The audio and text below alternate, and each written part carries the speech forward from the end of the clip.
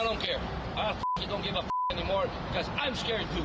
The fight to halt Ontario construction is getting personal. My wife is crying every time I go home because she doesn't know I'm going to kill her father if I have something. This union rep tells me he didn't know he was being recorded, but says laborers are at risk during the pandemic. You guys don't have 6 feet around you. We're all breathing on each other. Where's your eating facilities? Are they sanitized? You have water to wash your hands when you eat your sandwiches? That speech right there, that could have happened any job site, anytime over the last 20 years.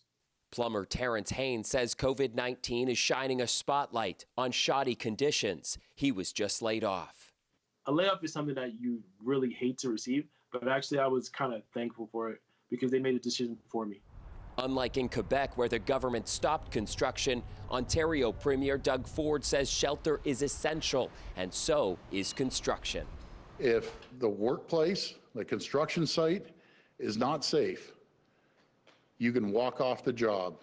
Doug Ford says walk off the job if you feel unsafe. It's not that simple. This electrician reluctantly walked off the job. The single mother worries EI won't be enough, but says her hand was forced. They make us sign a form saying we'll wash our hands, and it's like we're laughing. We're like, where are we going to wash our hands? Where are the sinks? Roughly 45,000 people signed a petition to shut down all Canadian construction sites, while some companies have shut down on their own. It would be better to suffer for 15 days than possibly dragging this for months to come. Some might think being considered essential is a compliment. I hear the word essential, but to me, really what you're saying is we're expendable.